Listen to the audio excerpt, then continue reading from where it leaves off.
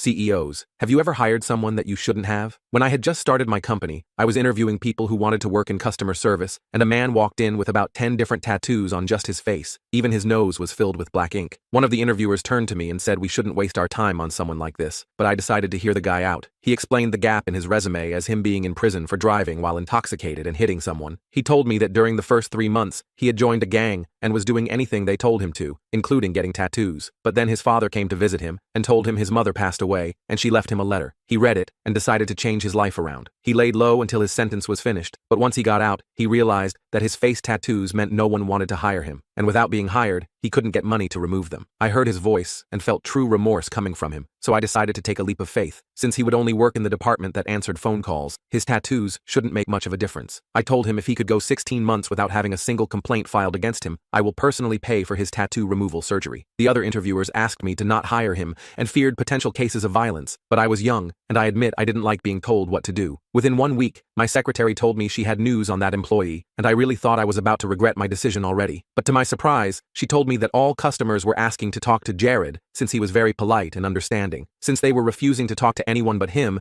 things were getting out of hand, and the system was on the verge of collapse. I hadn't laughed that hard in years. I called the guy in and told him to make a presentation on what he was doing differently, so the other employees could learn his tactics. 5 years later, and